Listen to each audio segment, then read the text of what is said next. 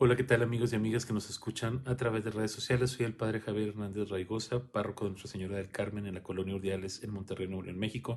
Y el día de hoy, 14 de septiembre, vamos a escuchar la palabra del Señor y a meditar un poco sobre ella.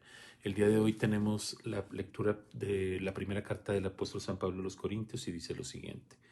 Hermanos, con respecto a las reuniones de ustedes, ciertamente no puedo alabarlas, porque les hacen más daño que provecho. En efecto, he sabido que cuando se reúnen en asamblea hay divisiones entre ustedes, y en parte lo creo. Es cierto que tiene que haber divisiones para que se ponga de manifiesto quienes tienen verdadera virtud. De modo que cuando se reúnen en común, ya no es para comer la cena del Señor, porque cada uno se adelanta a comer su propia cena, y mientras uno pasa hambre, el otro se embriaga. ¿Acaso no tienen su propia casa para comer y beber? ¿O es que desprecian a la asamblea de Dios y quieren avergonzar a los que son pobres? ¿Qué quieren que les diga? ¿Que los alabe? En esto no los alabo, porque yo recibí del Señor lo mismo que les he transmitido, que el Señor Jesús, la noche en que iba a ser entregado, tomó pan en sus manos y pronunciando la acción de gracias lo partió y dijo, esto es mi cuerpo que se entrega por ustedes. Hagan esto en memoria mía. Lo mismo hizo con el cáliz después de cenar, diciendo, este cáliz es la nueva alianza que se sella con mi sangre. Hagan esto en memoria mía siempre que beban de él. Por eso, cada vez que ustedes comen de este pan y beben de este cáliz, proclaman la muerte del Señor hasta que vuelva. Palabra de Dios. Te alabamos, Señor. Al Salmo 39 respondemos, aquí estoy, Señor, para hacer tu voluntad. Sacrificios y ofrendas no quisiste, abriste en cambio mis oídos a tu voz. No exigiste holocaustos por la culpa, así que dije, aquí estoy. Aquí estoy, Señor, para hacer tu voluntad. En tus libros se me ordena hacer tu voluntad. Esto es, Señor, lo que deseo, tu ley en medio de mi corazón. Aquí estoy, Señor, para hacer tu voluntad. He anunciado tu justicia en la gran asamblea. No he cerrado mis labios, tú lo sabes, Señor. Aquí estoy, Señor, para hacer tu voluntad. Que se gocen en ti y que se alegren todos los que te buscan. Cuantos quieren de ti la salvación, repitan sin cesar, qué grande es Dios. Aquí estoy, Señor, para hacer tu voluntad. Del Evangelio según San Lucas escuchamos. En aquel tiempo, cuando Jesús terminó de hablar a la gente, entró en Cafarnaúm. Había allí un oficial romano que tenía enfermo y a punto de morir a un criado muy querido. Cuando le dijeron que Jesús estaba en la ciudad, le envió a algunos de los ancianos de los judíos para rogarle que viniera a curar a su criado. Ellos, al acercarse a Jesús, le rogaban encarecidamente, diciendo, merece que le concedas este favor, pues quiere a nuestro pueblo y hasta nos ha construido una sinagoga. Jesús se puso en marcha con ellos. Cuando ya estaba cerca de la casa, el oficial romano envió unos amigos a decirle, Señor, no te molestes, porque yo no soy digno de que tú entres en mi casa. Por eso ni siquiera me atreví a ir personalmente a verte.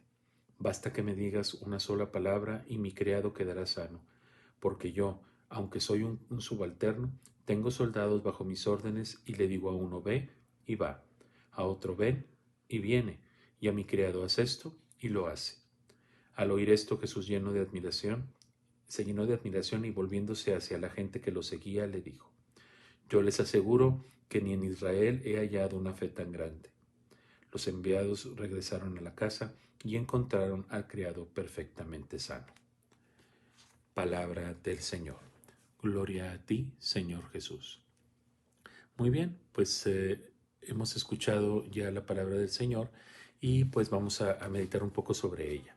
Eh, lo primero que me llama la atención de la lectura de San Pablo a los Corintios es cómo hace esta remembranza de cómo se acostumbraban al principio de las primeras comunidades cristianas la celebración de la Cena del Señor.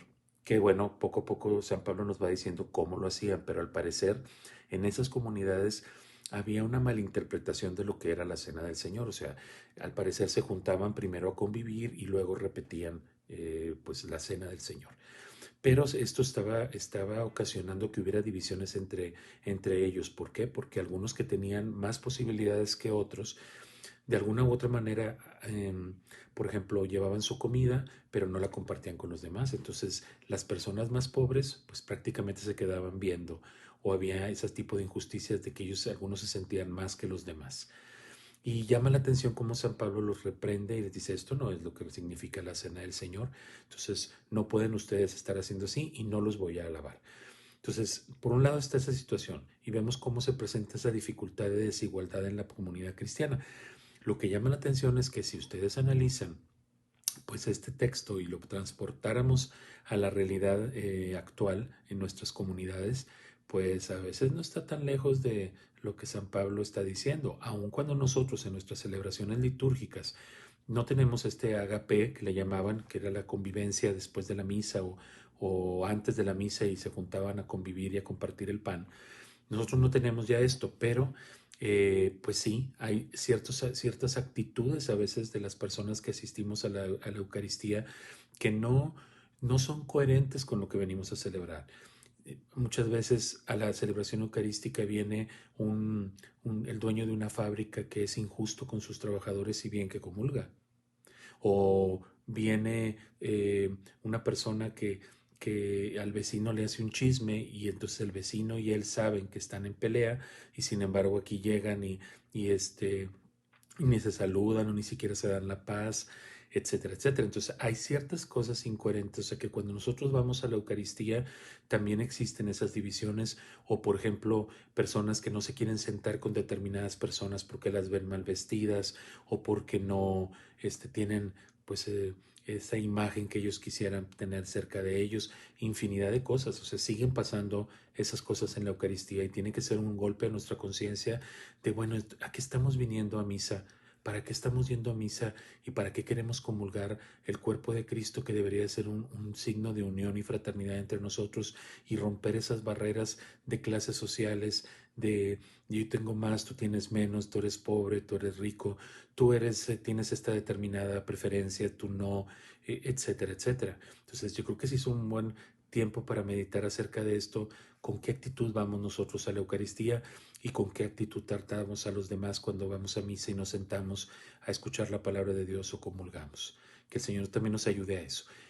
Y en el caso del Evangelio, no sé si se fijaron, pues bueno, de cierta manera, eso es lo que realmente deberíamos nosotros hacer también en las celebraciones eucarísticas, confiar en la palabra del Señor. Este hombre confía en la palabra del Señor, sabe quién es Jesús y sabe que con una sola palabra que Jesús diga, su corazón va a ser salvado y también la salud de su sirviente, ¿verdad? Y recordemos que en este sentido, pues como este hombre a pesar del mal que está pasando, a pesar del dolor que tiene, como dice la escritura que era un sirviente muy querido para él, entonces cómo hace este esfuerzo para que Jesús vaya y esta frase maravillosa que inclusive se ha quedado en nuestra liturgia eucarística de Señor, yo no soy digno de que entres en mi casa, pero una palabra tuya bastará para sanarme. ¿Cómo ha sido tan importante este texto que se ha quedado en la liturgia de cada domingo, cada día en la Eucaristía?